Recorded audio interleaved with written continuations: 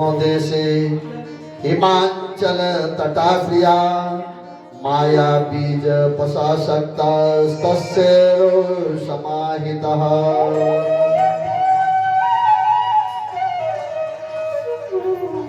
कि एक बार क्या घटना घटी कि महाराज दुर्वासा कहीं जा रहे थे, गले में माला धारण किए हुए और माला पहन रखी थी। सामने देवराज इंद्र दिखे, उठा करके अपने गले की वो माला इंद्र के गले में डाल दी। और जब इंद्र के गले में वो माला डाली, इंद्र ने उठा करके वो माला अपने हाथी, ऐरावत हाथी के गले में डाल दी। अब हाथी तो हाथी ने वो सूंड से वो माला निकाली, अपने पांव के नीचे कुचल दी। अब जैसे वो माला कुचली तो दुर्वासा जी ने श्राप दे दिया देवराज इंद्र को, और देवराज इंद्र को श्राप दिया कि तुम श्री विहीन हो जाओगे। तुम्हारा जो स्वर्ग का आधिपत्य है, तुम्हारे पास में धन संपदा नहीं बचेगी। तो जब धन संपदा न हो तब भी जीवन चलाना कठिन हो जाता है ना। आप हम लोग सभी चाहते हैं हमारे पास में धन पैसा हो। कोई ऐसा चाहता है कि हमारे घर में लक्ष्मी ना आए?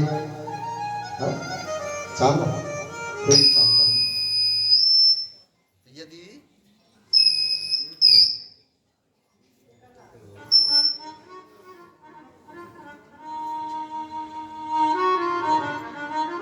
बोले आदिशक्ति भगवती जगदम्बा मैया की। तो घर में खूब लक्ष्मी आए, धन संपदा आए, इसके लिए आपको क्या नियम बनाना है कि देवी लक्ष्मी स्वयं कहती है, कुचैलिनम दंत मलोपधारिणाम बन्वासिरं निष्ठुर भाषणञ्च सूर्योदये चास्तमिते शयानम् विमुञ्चते श्रेर्यदि चक्रपाणि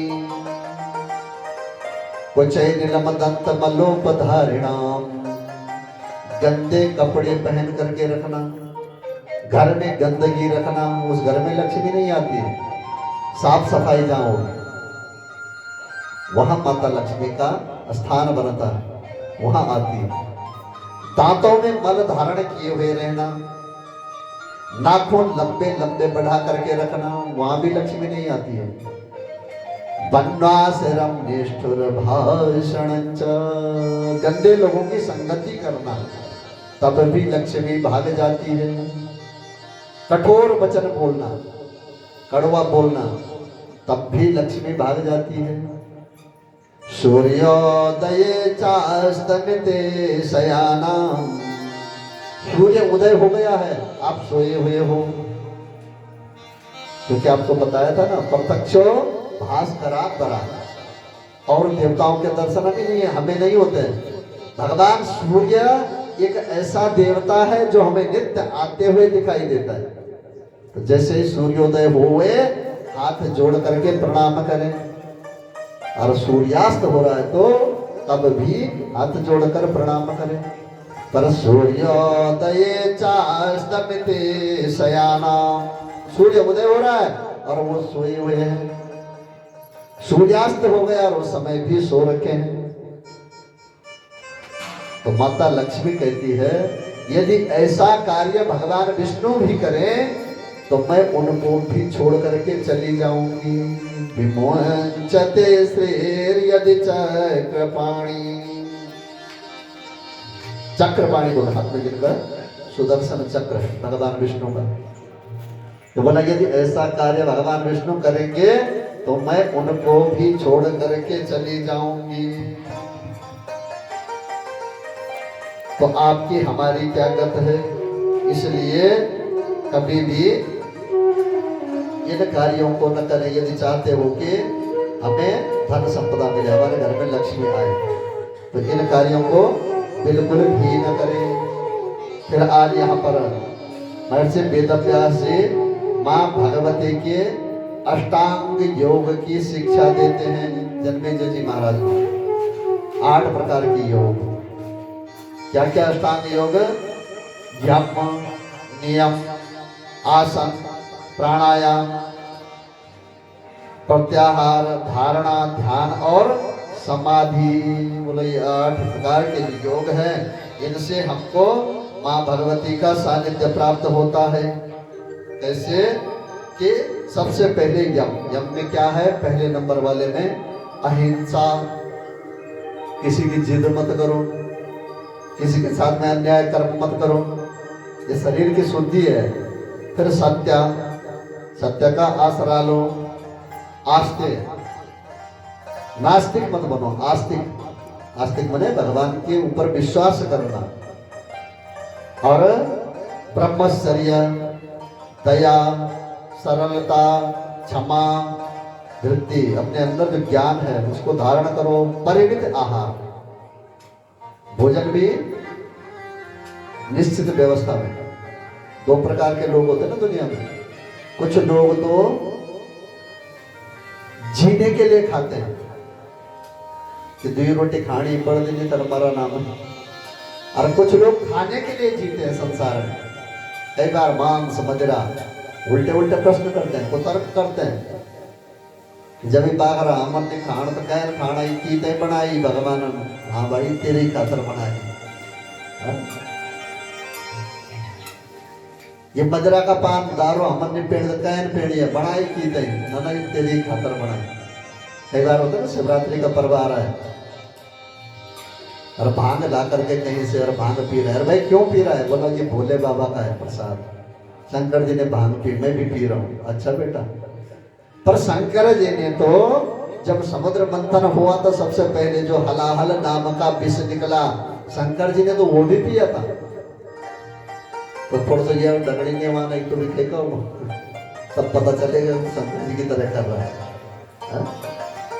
तो इस प्रकार से परिमित आहार और शौच, पवित्रता, ये प्रथम पंक्ति है, पहली सीढ़ी है भक्ति की। इतना कार्य जब हम करेंगे तो फिर दूसरी सीढ़ी पर पांव रखेंगे, नियम। उसमें क्या क्या आता है? तप और संतोष। जब हमारे अंदर शांति की प्रवृत्ति आवे, गोधन, गजधन, बाजधन और रतन धन खान, जब आवे संतोष धन तो सब धन धूल समान। यदि संतोष रूपी धन हमें प्राप्त हो गया है तो गोधन, गजधन, बाजधन, हाथी, घोड़े, गाय, पशु, पहले पशुओं का ही धन होता था घर में ना। तो यदि संतोष रूपी धन आ जाए तो ये सारा धन बेकार है। फिर आस्तिकता और धन आपके पास में आए, धन की 3 गतियां होती है। धन संपदा यदि हमारे पास में आ जाए तो 3 गति होती है धन की। क्या क्या गति होती है? कि दाना, भोग और नष्टयो। सबसे पहली गति है धन की दान। तन पवित्र सेवा करे, धन पवित्र कर दान। इस आत्मा की, शरीर की शुद्धि करनी है तो सेवा भाव से। और मन पवित्र हरि भजन करे, हो त्रिविध कल्याण। आत्मा की शुद्धि चाहते हो तो सेवा भाव। घर में बड़े बुजुर्ग हैं, ग्राम परिवार में कोई वृद्ध व्यक्ति है, सेवा करें। और सेवा करेंगे तो शरीर, हमारे शरीर की शुद्धि हो जाएगी। शरीर के अंदर जो दोष है वो निकल जाएंगे। धन पवित्र कर दान। जो हमने धन संपदा लाई है उसका दशांश दान कर दो। आप जीवन में जितना कमा रहे हो, यदि 100 रुपया कमाया तो 10 रुपए का दान कर दो। पूरे 90 नहीं करना है दान, 10 रुपए का दान कर दो मात्र। धन आपका जो है वो पवित्र हो जाएगा।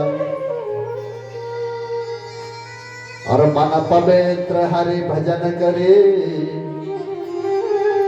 मन की शुद्धि चाहते हो तो 24 घंटे चलते फिरते उठते बैठते केवल भगवान के नाम का स्मरण करते रहो। जितने कदम चलोगे उतनी बार उठते बैठते। आपने कभी कहीं आश्रमों में भोजन किया है? आश्रमों में जब भोजन करते हैं ना, तो भोजन करते हुए जो साधु संत होते हैं ऐसा नहीं कहते कि तेरे को और रोटी चाहिए, रोटी राम, दाल राम, प्रत्येक शब्द में राम शब्द बोलते हैं। तो इस प्रकार से भगवान का नाम लेते हुए जीवन यापन करें, दान करें और फिर देव पूजा। जैसे आजकल भगवान की कृपा से ये मेले चल रहे हैं ना, तो देवी देवता के रूप में बसंत ऋतु के आगमन पर जो ये देवता भूमि पर उतरे हुए हैं, इनका पूजन करें। और फिर शास्त्र श्रवण। शास्त्रों में क्या है? भगवान की कथाएं, इन कथाओं का श्रवण पान करें और